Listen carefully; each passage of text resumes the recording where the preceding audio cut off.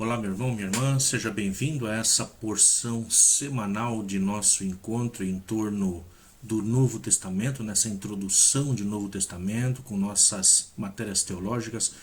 Eu sou o Diácono Luciano e estarei junto com vocês conduzindo-os dentro dessa introdução ao Novo Testamento nessa matéria. Você que ainda não se inscreveu em nosso canal, se inscreva, toque o sininho, dê o seu joinha, para que a gente possa fazer com que esse vídeo chegue ao maior número de pessoas, aproveitando esse tempo em que estamos no cativeiro, em que possamos também nos aprofundar nessas matérias bíblicas. Hoje estaremos falando sobre o Evangelho segundo Marcos. Então vamos começar aí os nossos estudos sobre o evangelista Marcos, São Marcos, como é conhecido dentro da Igreja Católica Cristã. Então, sem mais delongas, venha conosco.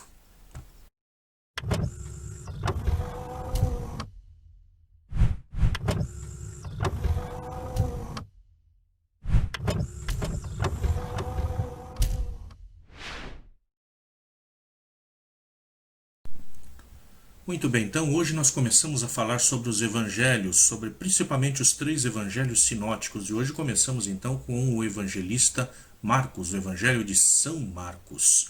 Então nós vamos falar um pouquinho sobre a sua autoria, vamos falar sobre o local de sua escrita, conhecer um pouquinho da comunidade para a qual esse Marcos estava falando, vamos conhecer talvez quem foi esse Marcos.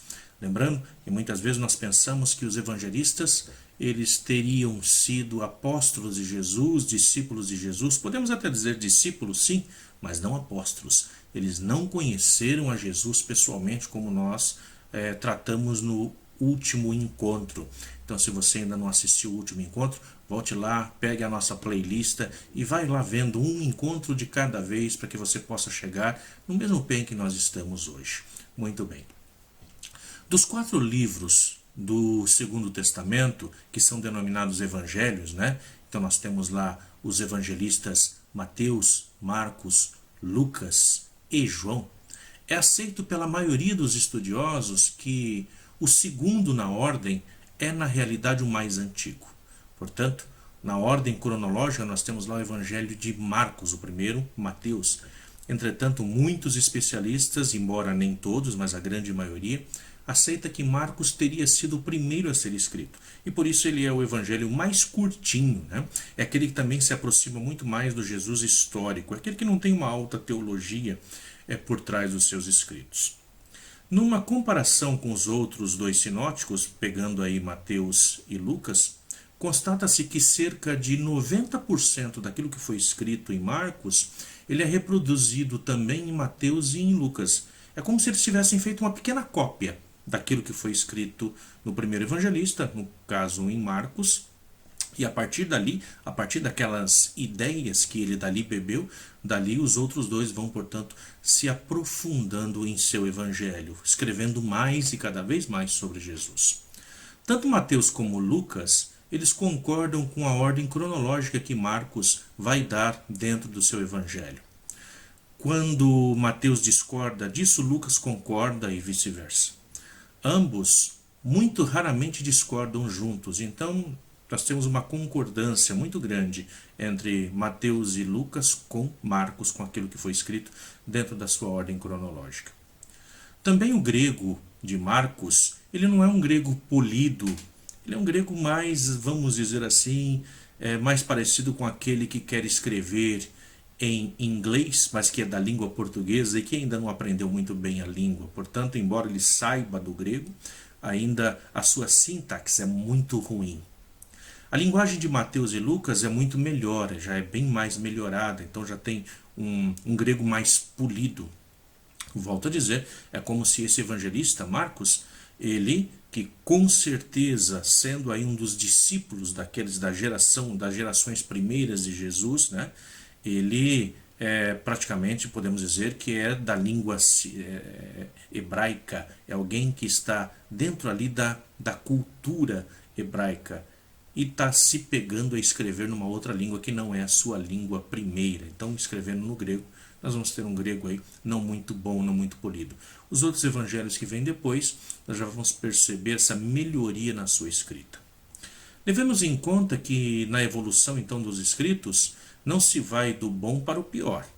Então, se nós temos os outros evangelhos depois mais novos aí, os mais longos, com uma escrita melhor, compreende-se, portanto, que o primeiro, o mais curtinho e que uma escrita não tão boa no grego, significa que aquele é o primeiro que escreveu. Assim funciona também na nossa vida, né? Às vezes a gente pega para escrever um texto, para escrever uma carta que seja, e se a gente tiver tempo de deixá-lo na gaveta um pouco, quando a gente vai olhar, a gente vai dizer, poxa, mas o que foi isso que eu escrevi? Quantos erros eu cometi? E a gente tende a ir melhorando. Podemos dizer que assim vai acontecer aí também com o evangelho, então, com os evangelhos. Pegando Marcos, então, sendo aquele que é o menorzinho, o que foi primeiro escrito, e depois nós iríamos tendo aí uma melhoria nos outros escritos daí para frente. O autor, a autoria, quem é esse Marcos? O Evangelho de Marcos em si, ele é anônimo. Ele não tem ali dizendo quem é o autor. Ou seja, dentro do livro, nós não encontramos nenhuma afirmação que defina quem foi esse autor. Mas tem algumas coisas que dá para nos apresentar, nos dar alguma noção disso. No início do segundo evangelho, o segundo evangelho ele foi atribuído a alguém chamado João Marcos. João chamado de Marcos, podemos dizer assim. Quem seria esse? Nós vamos encontrar o filho daquela Maria para a qual Pedro ele foge para a casa dela depois de ter escapado da prisão. Isso a gente consegue encontrar verificando o Atos dos Apóstolos, lá no capítulo 12, versículo 2 também. Confira na sua Bíblia esses dados que nós estamos passando. Esse mesmo Marcos, que Paulo e Barnabé levaram com ele na chamada primeira viagem missionária. Isso a gente também encontra lá em Atos, capítulo 12, no versículo 25. Ele era primo de Barnabé, segundo a Colossenses, a carta aos Colossenses, capítulo 4, versículo 10. Se nós olharmos lá para os pais primitivos da nossa fé, se nós olharmos lá para os padres da igreja, eles são enfáticos em dizer que João Marcos, ele coletou o seu material de Pedro. Então esse autor teria o nome de João Marcos, ele teria coletado, ele teria aprendido, absorvido como fonte a Pedro. Então Pedro é aquele no qual ele vai seguir, vai acompanhar para poder estar escrevendo o seu evangelho. Por causa do testemunho antigo da igreja, pouca dúvida pode haver de que esse João Marcos tenha sido realmente aí o escritor desse segundo evangelho. Mas onde? Qual o local? De onde é que ele estaria escrevendo? Nas citações dos mesmos pais da igreja, pode ser observado que parece haver uma concordância geral de que Marcos ele estaria escrevendo da Itália, ou mais precisamente ainda de Roma. Vamos analisar um desses pais da igreja, Santo Irineu de Lyon. Santo Irineu ele vai dizer que esse evangelho ele foi escrito após a morte de Pedro. Nenhuma data certa pode ser aí dada para a composição de Marcos, mas se foi escrito em Roma e antes de Mateus e Lucas, uma data mais provável que nós poderíamos dizer seria ali por volta do ano 65, então, portanto, antes ainda da destruição do templo, lá no ano 70. Então é isso que nós vamos ver aí com Santo Irineu de Lyon. Mas qual teria sido aí o propósito da mensagem de Marcos? Cada um que escreve, ele tem um propósito. Ninguém vai escrever simplesmente o que eu quero escrever sobre Jesus. Tem um propósito essa mensagem. Estava ocorrendo, nós podemos assim dizer, uma crise na vida da comunidade cristã. E é para tentar solucionar, resolver essa crise, ajudar o povo a enfrentar essa crise, que vai ser escrito, portanto, esse evangelho. Se o livro foi escrito entre as mortes de Paulo e Pedro, portanto nessa época, ou logo após a morte de Pedro, a igreja estava sofrendo uma grande perseguição política, simplesmente pelo fato de ser cristã. Ela estava sendo acusada de incêndio culposo, de ter colocado fogo em Roma pelo próprio imperador Nero. Estava sendo acusado de uma revolta e de ateísmo. Ela era uma igreja, portanto, mártir, perseguida, severamente ameaçada, e a todo instante uma igreja que estava sendo provada no fogo e no sangue derramado. Havia, portanto, uma necessidade de uma declaração clara e completa acerca de Jesus Cristo, ao qual eles estavam seguindo, que havia morrido numa cruz romana. Uma vindicação, portanto, de Jesus e da comunidade cristã, a comunidade que tenta se levantar. E esse João Marcos, portanto, que vai estar escrevendo, tenta animar a comunidade a partir daí. Havia necessidade também de um desafio à fé heróica e à certeza do triunfo final. Ou seja, aqueles que realmente acreditassem no Cristo, esses mesmo que tendo uma morte feroz, como essas que tantos cristãos estavam enfrentando, ainda teriam a vida eterna. O autor, ele não está escrevendo uma biografia de Jesus propriamente dita, ao menos não segundo os nossos moldes de conceber a história. Se fosse assim, ele forneceria dados mais abundantes e preciosos, né? A começar pela data, pelo local de nascimento de Jesus. Teria sido mais preciso e colocado uma data. Ninguém fala, ele não cita a data de nascimento de Jesus. Não começaria a obra com Jesus já adulto, como foi o caso, e sem maiores apresentações. Bibliografia, ele é um gênero literário, e o Evangelho é um outro gênero. Por sinal, é algo completamente novo, iniciado aí por esse nosso irmão Marcos, ou João Marcos. Esse escritor, ele fala de alguém que nasceu como todos nós. Ele fala de um Jesus que morreu como tantos, mas que está vivo e atuante como ele só. As comunidades cristãs tinham plena consciência dessa especial presença do ressuscitado em seu meio. Eles acreditavam nesse Jesus que estava no meio deles, incentivando em cada gesto, em cada lembrança, em cada recordação que tinham de Jesus, no partir do pão, por exemplo. O grande fato que marcou a comunidade, essa comunidade em que João Marcos está ali vivendo, é a morte de Pedro. Essa é a grande questão. João Marcos não está escrevendo uma bibliografia de Jesus, mas está escrevendo sobre Pedro, sobre como Pedro via a esse Jesus. Como a fé de Pedro nesse Jesus fez com que ele também pudesse enfrentar a morte e pudesse, nessa fé, na ressurreição, seguir fiel a esse Jesus, mesmo tendo uma morte também como ele crucificado. Se Jesus veio e nos libertou da morte, se ele morreu por nós, se somos seus seguidores, por que então morremos? Esse é o grande pano de fundo levantado por João Marcos, pelo nosso evangelista Marcos.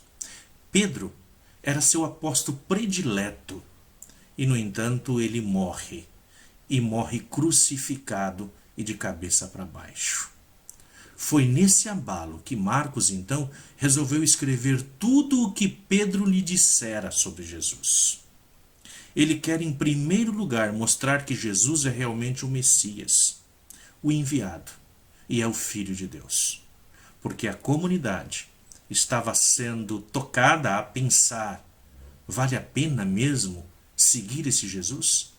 Se esse Jesus prometeu a vida eterna e Pedro, que era seu melhor amigo, morreu de morte violenta na cruz? Então Marcos tem esse desafio de escrever para dar essa resposta ao povo. E todos deveriam seguir os seus passos, os passos de Pedro, portanto. É difícil seguir Jesus? É difícil. O que Marcos vai dizer é: nós não precisamos seguir os passos de Jesus, podemos seguir os passos de Pedro. Portanto, é a partir da vida de Pedro que Marcos está escrevendo esse evangelho. Para conhecê-lo, é necessário caminhar com ele. Porque para conhecer a Jesus, é necessário caminhar com Jesus. Nós só conhecemos alguém na nossa caminhada, na nossa vida. Não é assim que acontece entre os amantes? aqueles que se apaixonam, aqueles que trocam os primeiros olhares e que depois lá na frente se casam e muitas vezes têm uma vida toda juntos, foram se conhecendo e vão se conhecendo, portanto, na caminhada, no caminhar. Assim também, para conhecer a Jesus, é no caminhar que nós vamos conhecendo. Quem quiser ser meu discípulo, ele vai dizer, tome a sua cruz e me siga. Seguir a Jesus é carregar a sua própria cruz e também morrer com ele. É o que vai dizer, portanto, João Marcos ao escrever o seu evangelho. Em Jerusalém, Jesus se depara, portanto, no caminhar de Jesus com a prisão, e é isso que vai ser apresentado no evangelho de Marcos. Ele vai se deparar primeiro com a prisão, a condenação, a paixão, a grande paixão de Cristo por toda a humanidade, e depois a ressurreição. E uma vez ressuscitado, ele retorna para onde? Para Galileia. É isso que ele vai dizer. Lá me encontrarão como eu sou. Isso é um esquema, isso é um roteiro que é apresentado por Marcos. Não é uma geografia física, eu tenho que ir para Galileia para encontrar com Jesus. Não é de geografia que estamos falando. Estamos falando de teologia. Sim, teologia. O que é que nós encontramos na Galileia? Aqueles que já visitaram a Galileia, aqueles que já tiveram aí a oportunidade de ir comigo para estarmos lá explanando essas nossas aulas no local mesmo, esse já consegue visualizar isso. Você que ainda não foi, tenham pelo menos uma vez na vida a oportunidade de fazer isso, de seguir os passos de nosso Senhor Jesus. Vale a pena. Na Galileia, nós só encontramos agricultores, as pessoas que estão ali trabalhando com a terra. Encontramos os pastores, aqueles que trabalham ali a vida dos animais. Encontramos ali os pescadores. Hoje não é tão diferente assim do que era na época de Jesus.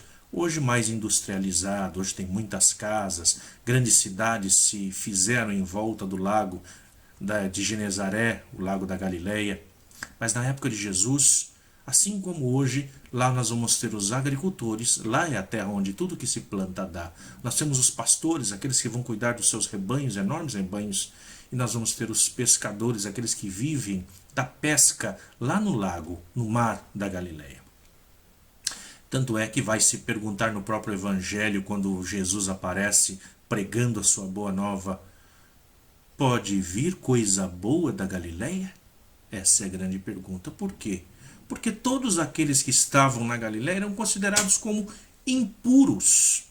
Daí que Marcos nos diz onde encontrar Jesus. Se quer encontrar com Jesus, não é em Jerusalém. Jerusalém, a cidade santa, a cidade onde está o templo. Quer encontrar com Jesus? Vão para Galileia. Os judeus de Jerusalém são os puros, aqueles que eram considerados puros, porque podiam fazer ali a purificação toda semana, todos os dias se quisessem. Agora, quem foi que matou Jesus?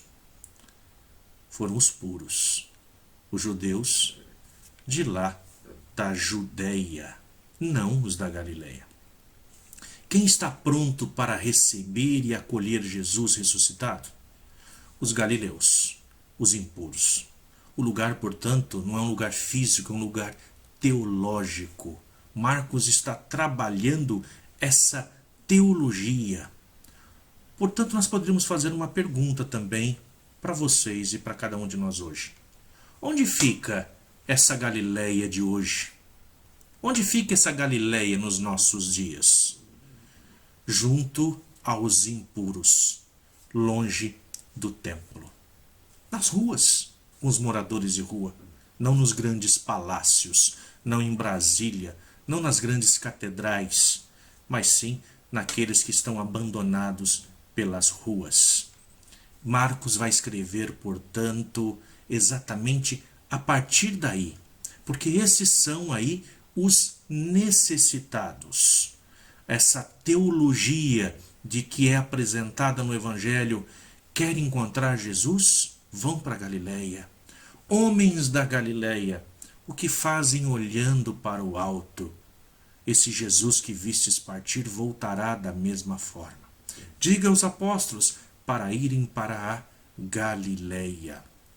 Portanto, é um local teológico onde nos aponta, Marcos nos aponta, que é no caminho, no caminhar, junto com o povo sofrido, é que nós fazemos o encontro com o ressuscitado. E o término do Evangelho de Marcos? Vários dos melhores manuscritos gregos e os pais primitivos também da igreja não sabem da existência dos versículos que seguem Marcos a partir do capítulo 16, do versículo 8. Isso é um acréscimo, é uma adição. Um grande escritor, Streeter, ele conclui que ou Marcos não viveu para terminar o seu evangelho, ou seu término perdeu-se muito cedo. Não parece provável que um texto fosse terminar com a palavra grega por quê. Não há nenhum precedente para isso em toda a literatura grega, mas deve ser afirmado que as cópias que foram feitas desse evangelho no segundo e no terceiro século terminam com Marcos lá no capítulo 16, versículo 8. Se o término perdido foi encontrado e acrescentado posteriormente, é simplesmente uma conjectura. Não temos certeza, não temos como provar isso. Há, contudo, em outros manuscritos e nos pais posteriores da igreja, variações de dois términos diferentes. É como se nós tivéssemos dois finais para o Evangelho de Marcos. Um é chamado o mais extenso e o outro o mais curto. Alguns manuscritos incluem ou dois términos, basta ocultar o parágrafo crítico do Segundo Testamento grego para notar essa confusão. Seja qual for que tenha sido o término de Marcos, a narrativa original, quando o evangelho terminou com Marcos lá no capítulo 16, versículo 8, sentiu-se que isto era insuficiente, especialmente à luz dos términos de Mateus e Lucas. Foi feita, portanto, uma tentativa de arranjar-se, um término que harmonizasse com os outros evangelhos. E por isso, então, nós vamos ter uma adição aí no capítulo final, nos versículos finais aí de Marcos, então. Muito bem. Espero que vocês tenham gostado desse primeiro passo. Nós vamos continuar ainda falando sobre Marcos a partir daqui, no nosso próximo encontro, mas vamos terminar com esse pensamento. Quer encontrar Jesus? Não é em Jerusalém. Quer fazer um encontro verdadeiro com Cristo? Marcos vai dizer, vai lá para onde está o povo pobre, para onde está o povo oprimido. Lá vocês encontrarão com Jesus. E aí façamos o caminho. Galileia, Samaria, Judeia. Esse é o caminho para poder encontrar Jesus. É na caminhada da vida que nós encontramos com Ele, segundo o que nos apresenta aí o nosso evangelista Marcos. Fiquem com Deus e até o nosso próximo encontro.